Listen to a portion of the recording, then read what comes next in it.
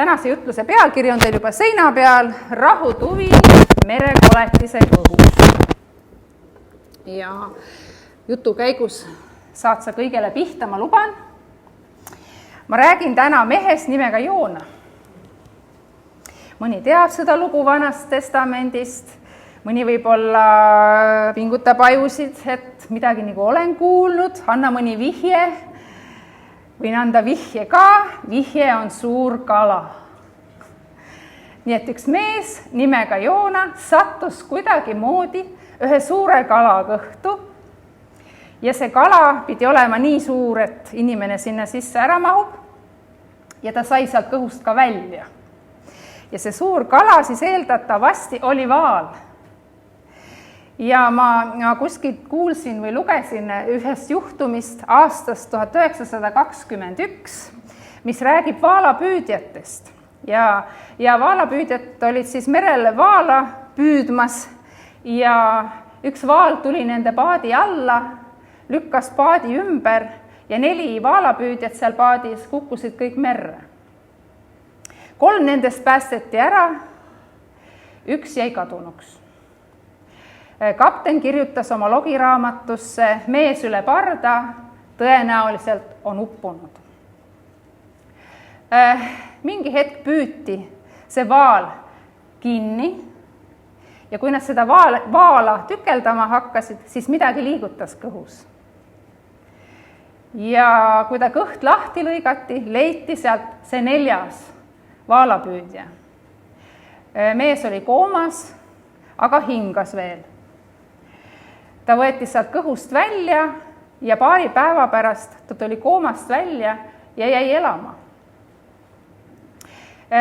Väikene erisus või eripära jäi talle siiski külge, sest et ühesõnaga need kehaosad, mis ei olnud riietega kaetud, said siis kannatada vaala seede mahlade tõttu ja siis tema nahk oli selline hästi valge ja krobeline. Nii et ajalooliselt on teada, et inimene mahub kala kõhtu ja sealt välja tulles võib ka veel elus olla. Ma ei ole seal juures olnud, ma ei tea täpselt, ma lihtsalt olen lugenud selle kohta ühte lugu. Aga nüüd ma loen Jumala sõnast sulle Joona raamatust, on selline raamat Vanas Testamendis nagu Joona. Ja ma loen sulle 1. peatükist ja ma käin selle raamatu niimoodi linnulennult läbi. See on kõigest 4 peatükki, kui sa juba ehmatasid, et me vaatame terve raamatu läbi, et äkki läheb õhtuni. Ei, me saame sellega kiiremini hakkama. Ja ma loen sulle 1. peatükist, 1. ja 2. salmist, Joona 1:1-2. Ja see kõlab nii. Ja issanda sõna tuli Joonale, Amittai pojale. Ta ütles, võta kätte, mine Niinevesse, sinna suurde linna ja jutlusta sellele, sest nende kurjus on tõusnud mu palge ette. Nüüd, kes oli Joona? Me sellest salmist võime lugeda, et tema isa oli Amittai. Ma loen nüüd heebreakeelset nime eestikeelse murrakuga, aga Amittai ütlen siis mina, tema isa oli Amittai. Ja midagi oli siin ka jutlustamisega mingi teema. Mis veel on teada? Piiblist leiame me veel viiteid Joona kohta. Ja ma loen sulle nüüd 2. kuningate raamatust 14 peatükk, mis on 23-25 salm. 2. kuningate 14, 23-25. Kirjakohad on ka ekraani peal ja see kõlab meil järgmiselt. Juuda kuninga Amasja, Joase poja 15. aastal sai Jerobeam, Iisraeli kuninga Joase poeg, Samaarias kuningaks 49 aastaks. Tema tegi kurja issanda silmis. Ta ei loobunud ühestki Nebati poja Jerobeami patust, millega too oli saatnud Iisraeli pattu tegema. Tema võttis tagasi Iisraeli maala alates Hamati teelahkmest kuni Lagendiku mereni issanda Iisraeli Jumala sõna kohaselt, mis ta oli rääkinud oma sulase, prohvet Joona, Amittai poja läbi, kes oli pärit Gat-Heferist. Siit me saime nüüd Joona kohta infot juurde. Ta oli prohvet Ja prohvetid olid tol ajal tulevikukuulutajad, eestpalvetajad, õpetajad, aga ka need, kes kutsusid inimesi meeleparandusele. Ja tema elas Iisraeli kuningas Jerobeami ajal. Jerobeam. Ja selles kirjalõigus me lugesime tegelikult 2 kuningast, kelle nimed olid Jerobeam. Et see kuningas, kelle ajal siis Joona toimetas, oli Jerobeam teine. Jerobeam, Joase poeg. Ja siis on teada seda ajalooliselt, et Jerobeam teine oli Iisraeli kuningas 790 kuni 750 enne Kristust. Ehk siis 8. sajandil enne Kristust oli see kuningas Jerobeam, kelle ajal siis Joona toimetas, nii et oli asi toimus siis 8. sajandil enne Kristust. Ja Joona nime tähendus on tuvi. Ja piiblis sümboliseerib tuvi rahu. Ja piiblis sümboliseerib tuvi ka püha vaimu tegevust. Nii et Jumal läkitas Joona, kelle nimi tähendab rahu, Niinevesse jutlustama. Nüüd, mida me teame Niineve kohta? Ja Eesti entsüklopeedia ütleb Niineve kohta, et Niineve oli vana aja linn Assüürias, mis on siis nüüdne Iraak, ja ta asus siis Tigrise vasakul kaldal. Ja see oli mitu korda Assüüria kuningate residents, Assüüria pealinn, Ees-Aasia suuremaid ja toredamaid linnu, Niineve. Ja Niineve kohta me saame lugeda juba esimese Moosese raamatust, ma ütlen juba esimese Moosese raamat, sest et esimene Moosese raamat on Vanas Testamendis kõige esimene raamat, kus on siis kirjeldatud maailma loomisest ja seal oli siis mees Noa. Ja võib-olla on kõik kuulnud Noad vähemalt selle järgi, et Noa laev. Ja Noal oli 3 poega, Seem, Haam ja Jafet. Ja nüüd see Haami pojapoeg Nimrod ehitas Niineve. Ja seda me saame lugeda esimese Moosese 10.11, kus ta ütleb, et sellelt maalt läks ta Assurisse ja ehitas Niineve. Ja kui juba Noa peale jutt läks, siis väikene vahepõige ka veel, et Noal 3 poega, Seem, Haam ja Jafet, siis Jafeti poeg Jaavanist pärinevad kreeklased. Nii, aga salm oli siis niimoodi, võta kätte, mine Niinevesse sinna suurde linna ja jutlusta sellele, sest nende kurjus on tõusnud mu palge ette. Niineve kohta me lugesime, et see on suur linn. Ja kui suur siis? Joona viimane salm, selle raamatu kõige viimane salm ütleb meile selle ära, see ütleb, et seal elas enam kui 12 korda 10 000 inimest. Ehk siis enam kui 120 000 inimest. Ja suurem kui Tartu. Tartus on kuskil 100 000 inimest. Aga Niineve oli linn, kus oli palju kurjust, palju pattu, jumalast eemaldumist, uskmatust, palju varastamist, valetamist, vägivalda, ülbust, usuti ja ülistati ükskõik keda või mida, peaasi, et mitte Jumalat. Ja tegemist oli ühe kurjema ja julmema rahvaga ajaloos. Ja üks nende eriti julm meetod oli vaenlase teibasse ajamine. Et löödi teivas terav vai maa sisse ja inimene torgati sellest läbi ja jäeti ta siis niimoodi sinna surema. Et väga julmad elanikud ja see oli paganlik linn. Nii ja nüüd andis Jumal Joonale ülesandeks minna sellesse linna ja jutlustada neile. Ja Joona, kui ta seda kuulis, siis kiire kokkuvõte on selline, et ta tahtis põgeneda. Ja ta läks laeva peale ja laevaga merele. Ja seal siis juhtuski nii, et see merel tõusis suur torm. Mehed igaüks palusid oma Jumala poole, et äkki keegi aitab, et see torm raugeks. Torm ei raugenud, lõpuks visati liisku ja selgus, et Joona pärast see asi kõik toimub.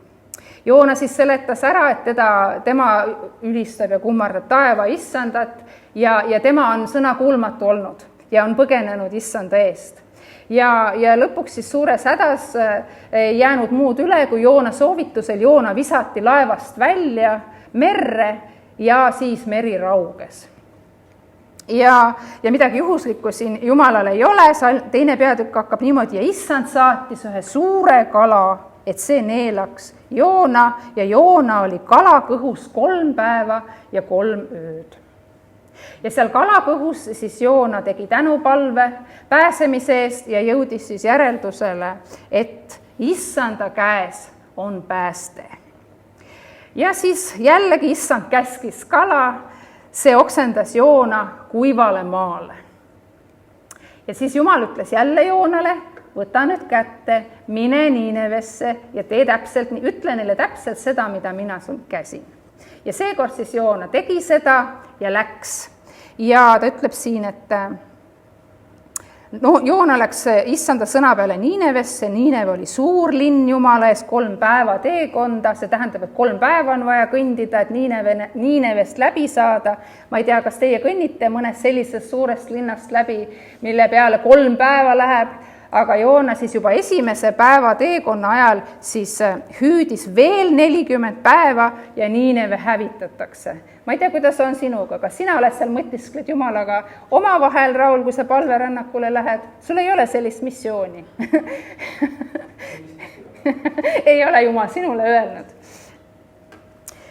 Nii, hästi, aga siis, mis siis nüüd edasi sai, oli see, et Niineve mehed uskusid Jumalasse ja kuulutasid paastu ja riietusid kotiriidesse, nii suured kui väikesed.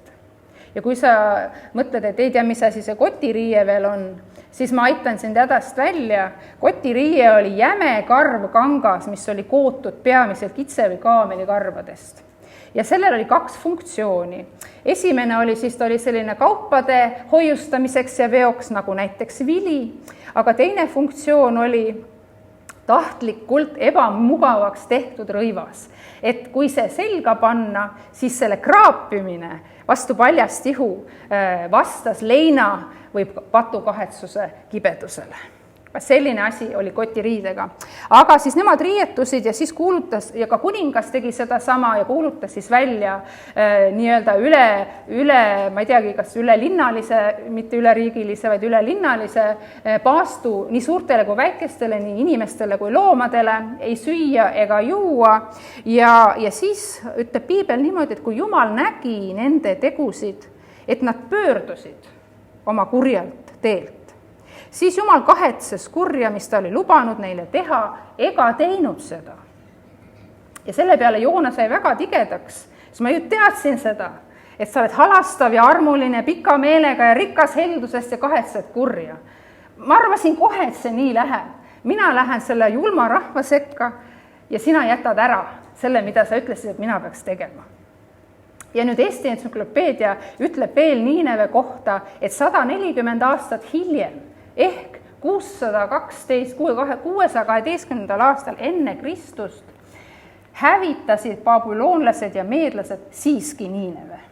Kuna linn pöördus tagasi oma kurjuse ja ebajumalate juurde ja siis 19. sajandil, siis juba peale Kristust, paar sajandit tagasi, arheoloogilistel kaevamistel on leitud linnamüüride, templite ja paleede suurepäraste reljeefidega Niineve varemeid ja ka üks raamatukogu leiti. Ja Joona kohta me saame lugeda ka veel Uues Testamendis ja Jeesus oli see, kes viitas Joonale ja ma loen sulle Matteuse 12 ja 38-40, mis kõlab nii. Siis mõned kirjatundjad ja variserid vastasid talle, Jeesusele siis. Õpetaja, me tahame sinult näha tunnustähte. Aga tema ütles neile, see kuri ja abielurikkuja sugupõlv nõuab tunnustähte, ent talle ei anta muud kui prohvet Joona tunnustäht. Prohvet Joona tunnustäht, sest nii nagu Joona oli merekoletise kõhus 3 päeva ja 3 ööd, nõnda peab ka inimese poeg olema maapõues 3 päeva ja 3 ööd. Jeesus rääkis siis neile endast ja tunnustäht, see on siis mingi ime, mingi üleloomulik tegu, umbes nii, et nad ütlesid Jeesusele, et näita meile tunnustähte, näita meile mingit ime tõesta, et sa oled see, kes sa väidad olevat. Ja siis Jeesus ütles neile, et tahate tunnustähte, näete, nagu Joonagi, nii on ka inimese poeg. maapõues 3 päeva ja 3 ööd. Nüüd Joona, rahutuvi, olles prohvet, oli ka ise see prohvetlik ettekuulutus, mis osutas siis Kristuse surmale, tema matmisele ja tema ülesäratamisele. Ja nüüd Jumala plaanis hävitada Niineve, aga kuna nüüd linna elanikud kahetsesid ja pöördusid oma kurjadelt teedelt, siis Jumal jättis linna hävitamata. Ja nüüd sellest lähtuvalt me saame öelda, et inimese saatus ei ole paika pandud. Inimese saatus ei ole ette ära määratud. Kui inimene pöördub Jumala poole, siis ka tema saatus pöördub. Ja me näeme seda ju Niineve linna näitel. Et olgu siis inimene või ühiskond nii kuri kui tahes. Jumal on halastav, ta on andestav ka kõige kurjemale inimesele. Ja kui inimene soovib pöörduda Jumala poole, anda oma elu tema juhtida, siis on tal iga kell see võimalus. Absoluutselt iga hetk, igal ajal saab inimene pöörduda Jumala poole, kui tal on vähegi see soov. Ja sellest hetkest, kui ta seda teeb, siis ei ole ta enam üksi mitte kunagi. Ta ei ole kunagi oma pead, tal on olemas juht, tal on karjane, kes kannab hoolt, kaitseb, toidab hinge. Vaata, me vahest tunneme, et mul on tühjus sees, kuidagi tühi olen. Kui me pöördume Jumala poole, siis sa oled koos Jumalaga ja sul ei ole kunagi seda tühjust, sa ei ole kunagi enam üksi. Sinu hing on toidetud ja laul 91, 1-4 ütleb midagi väga imelist. Ja see ütleb niimoodi, et kes kõige kõrgema kaitse all elab ja alati kõige väelise varju all viibib, see ütleb Issandale, sina oled mu varjupaik, mu kindel mäelinnus, mu Jumal, kelle peale ma loodan, sest tema kisub su välja linnupüüdja paelust, hukkava katku käest, oma tiiva sulgedega kaitseb ta sind ja tema tiibade all sa leiad varju, tema tõde on kilp ja kaitsevall. Millised imelised sõnad siin on, varjupaik, kindel mäelinnus, kisub su välja, tiiva sulgedega kaitseb, tiibade all sa leiad varju, kilp ja kaitsevall. Ja see on kõik nende päralt, kes Jumala kaitset otsivad ja tema alla varju tulevad. Nüüd Niineve linn on kui inimene ilma Jumalata, oma loomu poolest kuri ja patune. Isegi kui inimesed arvavad, et nad on head, siis oma loomu poolest tegelikult alates juba Aadamast on meie sees see tahe pattu teha ja see kurjus ja patt on inimese sees. Ja kui nüüd inimene või ka kas või ühiskond, kas või riik tahab elada ilma Jumalata, siis on see täiesti võimalik. Jumal ei sekku. Jumal ei sekku vägisi inimese ellu ja ta ei tule siis ka ühtlasi aitama ja kaitsma, kui inimene ei taha Jumalaga elada või kui ühiskond või riik ei taha elada Jumalaga. Aga niipea kui inimene või linn või ühiskond pöördub Jumala poole, siis muutub ka see elu, inimese elu, nende elu. Inimese saatus selles mõttes on tema enda käes. Kui inimene pöörab oma näo Jumala poole, siis kulgeb tema elu ühtemoodi. Kui inimene keerab oma selja Jumala poole, siis tema elu kulgeb teistmoodi. Kui inimene ei taha, siis inimene ei sekku. Aga niipea kui inimene tahab, siis Jumala käed on avatud.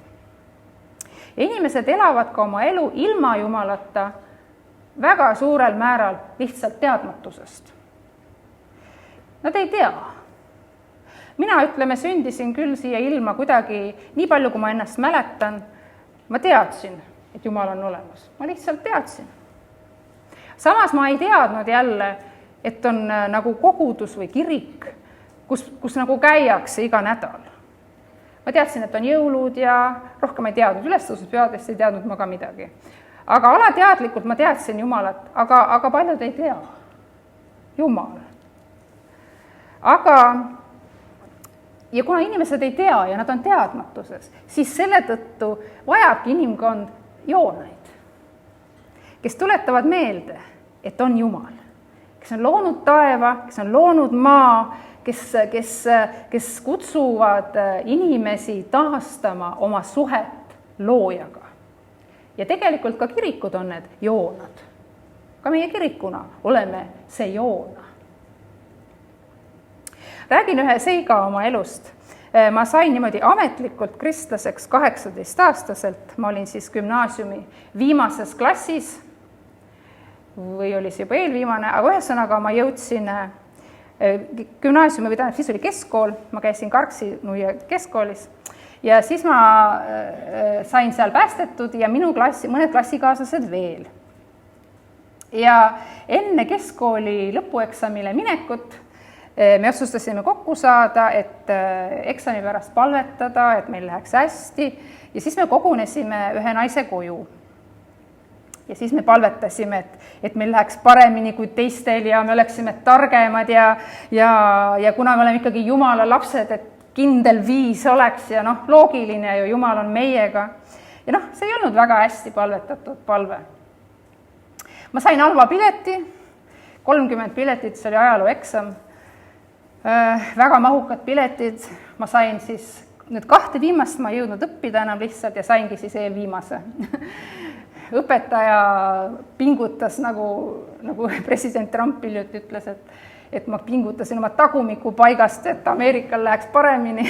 See õpetaja Mäekivi ka pingutas tõesti oma tagumiku paigast, et mul läheks paremini.